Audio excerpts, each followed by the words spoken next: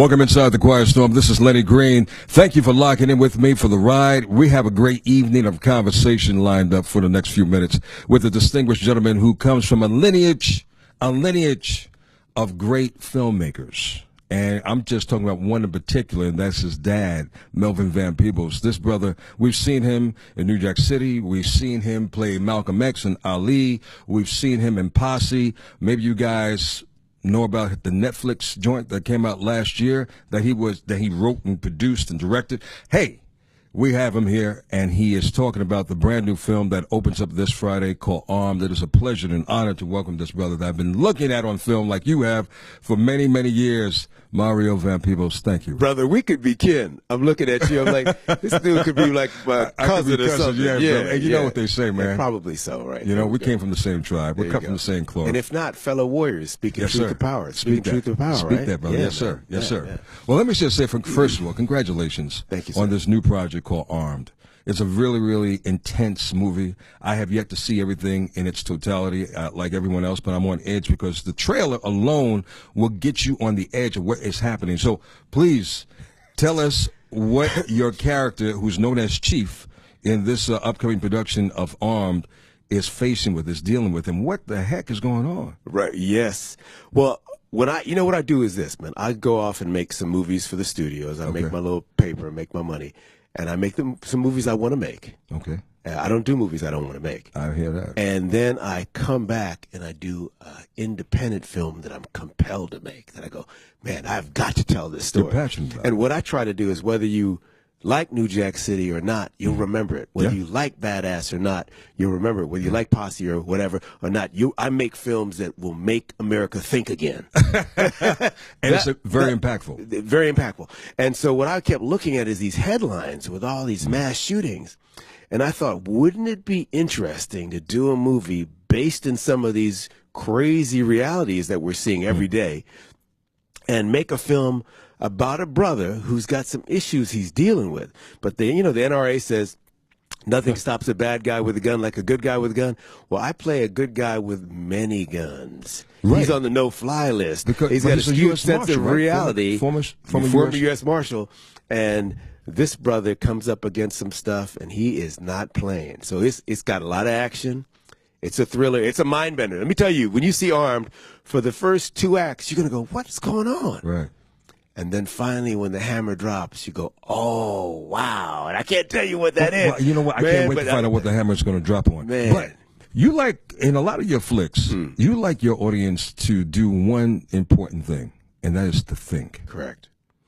And this, I don't know, when did you start writing it and putting this film on together? You know, it was just cumulative. I kept seeing stories in the paper. So there was that one brother, Chris Donner, that got into a big shootout up in Big Bear. So I said, I want my movie to end up in the mountains of Big Bear. Right. And then I saw other headlines that I liked, and I started reading articles. And I said, I just want to, so it started coming to me in little bits, and I just started putting it together. And, you wake up at 3 in the morning and go, oh, I got it. I know what I want to do now. Wow. And let me turn this phone off, man. They trying to reach me, man, and I'll turn this off. Okay. And so it came to me in bits, and then I put it together, and I know this about film. If you take McDonald's money, you can't make Super Size Me. If you take the studio money, you're beholden to that big studio vision. So I said, I'm going to do this old-fashioned way like my daddy did with Sweetback. Put the funding together with my family, with my friends. My two-slap son came to me, Dad. He said, Daddy, I got some money here. You can take my paper. That's what's up, man. So he came to me. There's always one son that's a two-slapper, But he's solid. He said, I know we're going to make money with this, Daddy. This is a winner. So he invested in it. And we made Armed, and we pulled everyone in it. And once people knew we were making a movie that does touch on gun control or gun issues, not even gun control, because my character, we have people on both sides of the argument. Really? Okay. I didn't want to go one-sided, and also with a little bit of mental illness, and it's a crazy, sexy flick. People came out from, Bill Fichtner, who's you first saw him in Heat probably. To Van Jones from CNN, to Roland Martin, to Dionne Warwick, to my dad, to DC Young Fly is in it. Earthquake is in it. Paul Rodriguez is in it. Ryan Guzman from The Boy Next Door is in it. So you got Columbus Short. You got an all-star lineup, man. Man, we got all-star. Laz Alonso. He's in it. Yeah, man. We got a nice cast, man. And then I can understand why, because it's a great flick. It really is a good flick, and I like thought-provoking flicks. And I like to be entertained. I don't want to be preached or teached. I want to watch something that entertains me. Give me some edutainment. Right. Make America think again, but make it fun. No, don't hit me with no hammers, man. No question. So what I like to do is I hand that audience that nice glass of Merlot that turns out to be a Molotov cocktail. So by the time you drink that, you're watching Armed Man. People are watching this flick. And by the way, to find out where it's playing, because it's going to be everywhere on Friday, is you just go on armedmovie.com. Armedmovie.com. And you can follow me. I'm on all social media. Oh, I got my game tight now. I'm getting it. Hey, well, Instagram, Mario Van Peebles. I'm verified. You follow me and you'll see what Mario Van Peebles on Instagram. So I'm learning. Well, I got my kids. millennial kids trying to kids, man. Yeah, they keep me. They got to keep you in the loop, man. And you looking young as anything, brother. I don't know what it is. You know what I think it is? I think one, there's some truth to the black don't crack. Yes, it is. Two, if you live and you're doing what you want, you're gonna age like it. Wow. Speaking of age like it. Did I also see in this trailer your dad? You did. Wow. That's my dad. My dad is 86 now. God bless him. He said, "Son, I still run fast. I know that's It's right, just that things go by slower." Man, how was it like? And let's just reflect on your dad for a moment. You have a phenomenal father who did some innovative and pioneering things when he came out with Sweetback back in the day.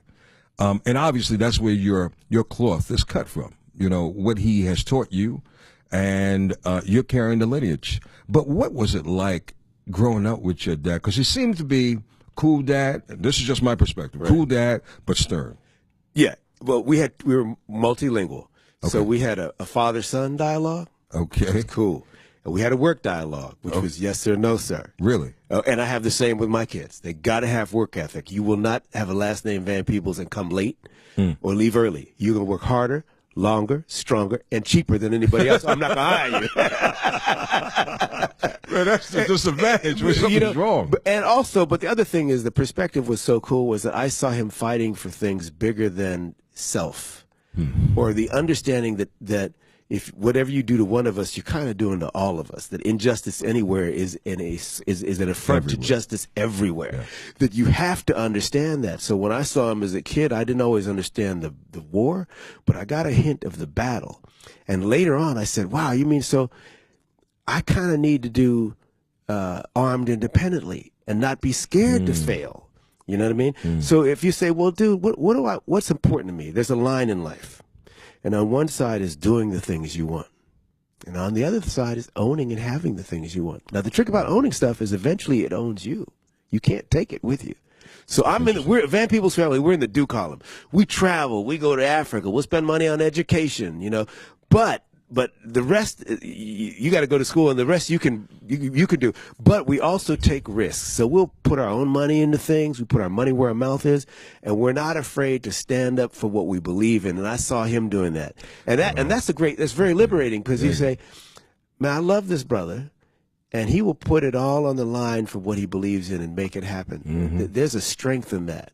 I just turned down a movie the other day. People called me to make a whole lot of money doing a movie with black folks in it, and it said nothing positive about us. And I said, "No, I don't blame you. Not going to do it. I don't blame you at all. Not going to do it. I'd rather make my own. If you don't stand for something, and that's my dad. Now my mother's same way. My mother's thing is being good to not only people but to the planet. She's fond of saying, "Hey, think of Dr. King says we either all learn to live together as brothers and sisters. That means white, black, gay, straight, that's right, as brothers and sisters, right, or we perish together as fools." And I add to that, and my mom would add to that, we learn to live together in harmony as brothers and sisters, also with nature now. How about that? Well, that's perish together as fools. And so we got a lot on our plate. Though. That's been alienated. Nature's been alienated. That's why we're in the problem that we're in right now. Oh, man, when you get disconnected from me. And we just got to remember the wisdom of the ancestors, man. Indigenous people knew we had respect for nature. Yes. We've got to remember that. and link up with the technology. But remember the wisdom of We're gonna have to what Grandma remove- said with that baking soda. You don't need that aluminum under your arms. Use that bake. You know, Grandma had the recipes, right? Put that, you know, that right. lovely coconut oil on your That's right, beautiful man. skin, Oh, man. man, it will That's what you radiate need. and grow Hey, and don't be put anything nourished. on your body you can't eat. Not So that's at my all. mom talking. My dad is get it done and don't whine. My dad will say there's three kind of people in the world. He said there's people that watch stuff happen, people that complain about stuff that happens, and people that make stuff happen. Mario Van Peebles with us tonight. Now, he's also known as Knucklehead, but we don't know you as Knucklehead. Your daddy called you Knucklehead growing up? My dad called me a lot of things. We would watch Stanford and Son. He'd be dummy. Oh, man. Oh, but my brother. dad and I would clown. The thing about us is we have a great, as a people too, we love to laugh. That's how, you know, people that live to be over 100 have a couple things in common.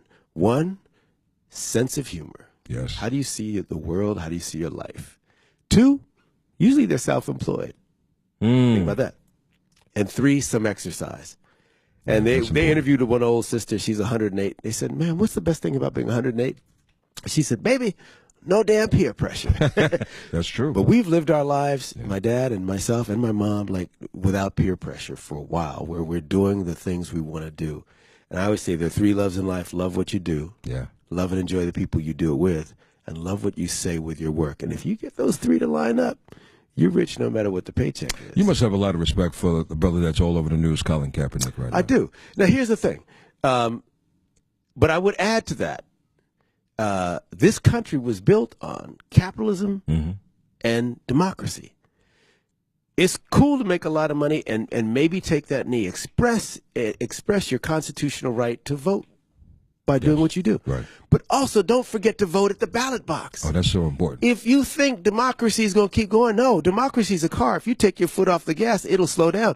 These midterms, listen, everybody listen to me. Right. You got to get out and vote. Taking a knee is cool, That's right. but that don't mean nothing if you don't vote because you done made someone else's voice count more than you. Get out and vote. What do you Be say to those present. people, though, who don't believe that their vote counts? I would say look at Colonel Marmalade. You get trumped. Yes, If you sir. don't do politics, politics will do you. Hey, Well, listen, yeah. the Panthers understood this and got a mayor elected. How about that? Brother Malcolm understood it and said it will be the bullet or the ballot. You would know. Exactly. They understood it. They understood You know it. what I mean?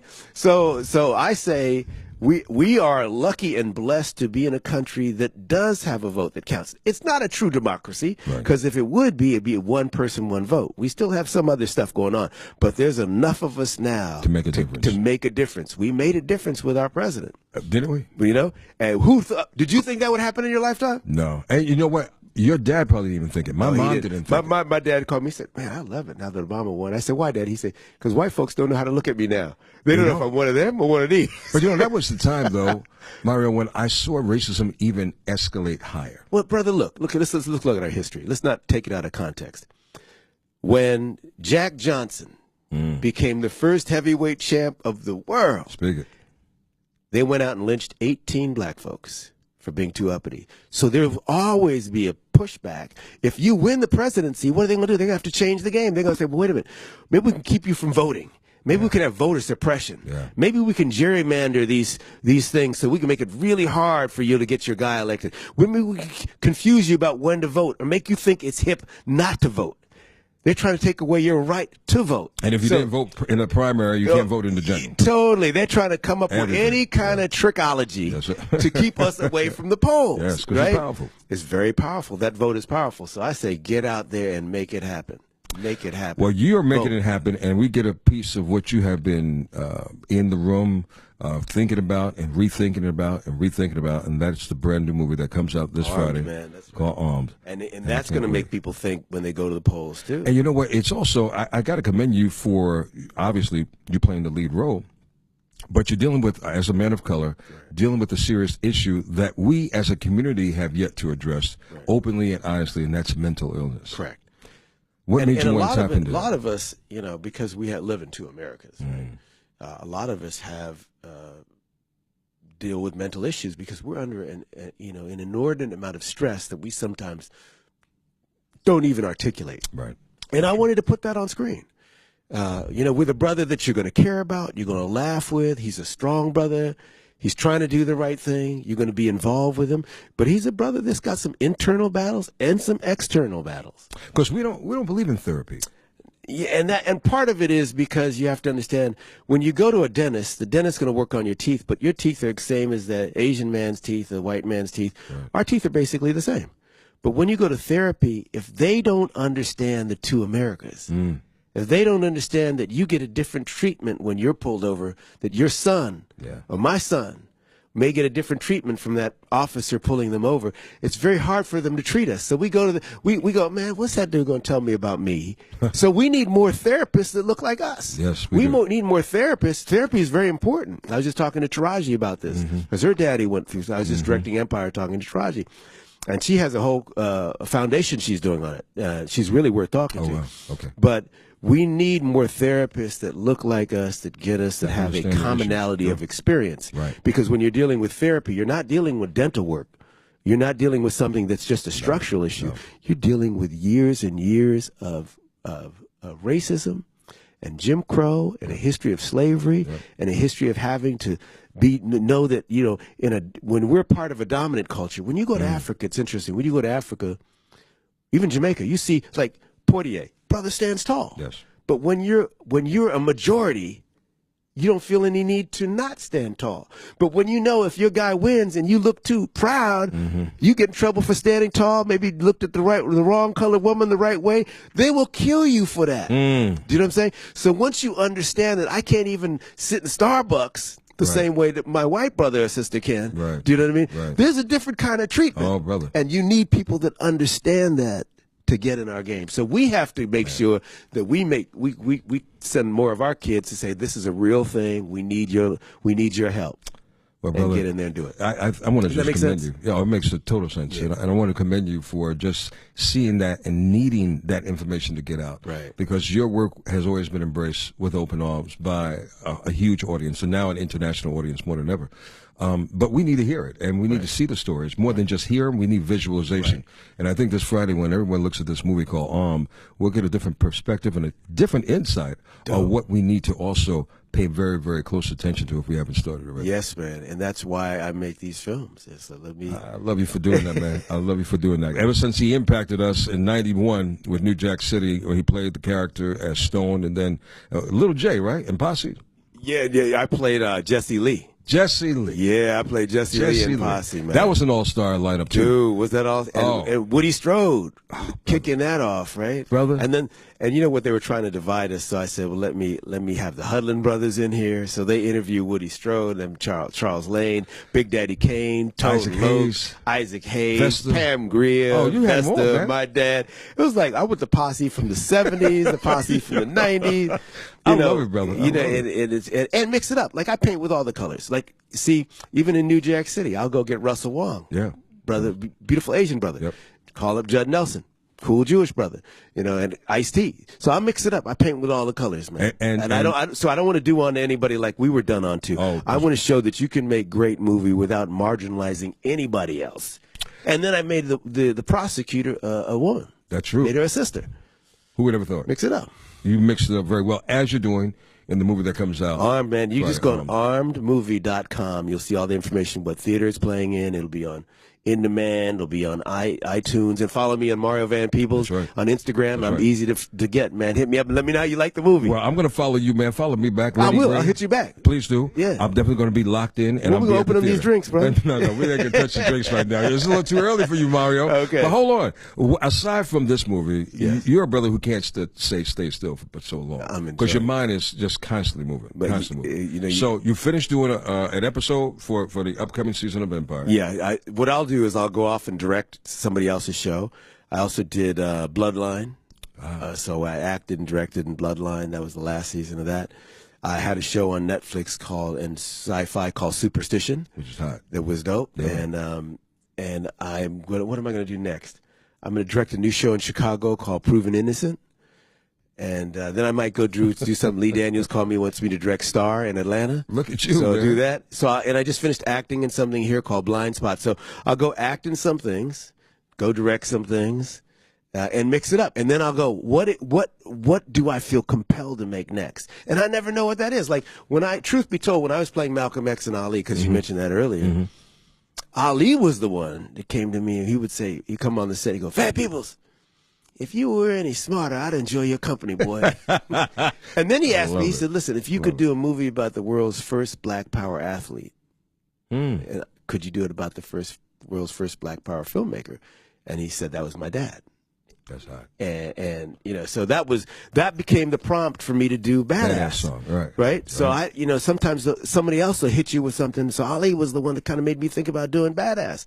So I don't always know what's going to be next. I was in Chicago directing something, and I got a call to do the remake of Roots, which we did, and we laid it out. I don't know if you saw that, man, but I didn't know. I said, listen, if I bring my Van Peebles thing, then it's not going to be about slavery, Right, exactly. We have to understand that that's not in our gene pool. That's not. And he said, no, we got it. We understand that. And I was able to use real research and do that. And so I'm really at a good point, man. Like I said, 3 loves. I'm doing what I love doing, and 3 generations. Yeah, 3 generations, and work with my kids, man. How sweet is that? And they're turning out to be people I like. You don't always know. I got a couple friends that kids.